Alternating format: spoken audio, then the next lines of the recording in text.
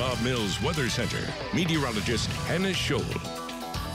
Well, good morning to you. It is 9:15. If you're heading out the door, it is a breezy one. It's kind of the day you need to watch your car doors when you open them. They could fly and hit another car, and just hold on to your little dogs and your hats as well. It's just going to be breezy all day long today and tomorrow. There's a look at a couple of our cameras on our Lucky Star Sky Cam network. We have partly cloudy to mostly cloudy skies, and today is not when we'll feel the coolness of the air. That's going to come tomorrow. Today's mostly going to be about the wind. So let's take a look now at where this front is. There's an area of low pressure swirling to our north and west. That is what's connected to the cold front. It's bringing snow to the Rockies.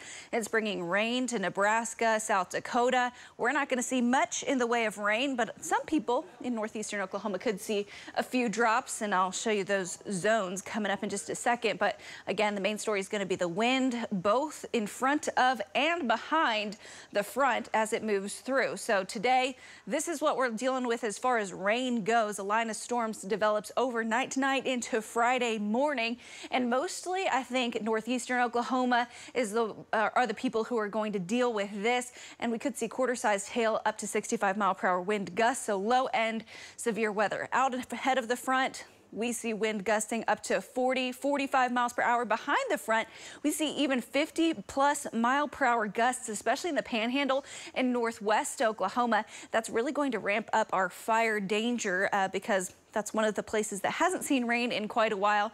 And also, it's going to be the place with the lowest humidity value. So blowing dust definitely going to be a concern for the day for the Panhandle. Again, northwestern Oklahoma, everyone else seeing winds gusting 30 to 40 miles per hour, which is still very strong. Be aware of that for blowing debris and things like that when you're driving around, but very high fire danger for northwest Oklahoma, the Panhandle, west Oklahoma, high fire danger, and that extends into central Oklahoma as well. So as that cold front moves through, really not a rainmaker for us, but behind it we have a lot cooler temperatures, and this time the cooler temperatures are going to stick with us for longer than our last front. So we're staying in the 60s for much of the 9-day with highs in the 60s, lows in the 40s. Then our next system approaches. This one looks like it has a little bit more moisture to it. It still is pretty far out.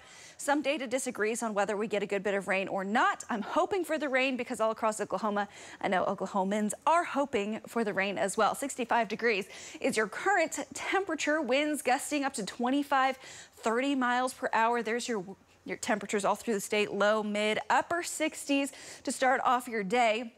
And these, you've surely already noticed it. They ramped up overnight.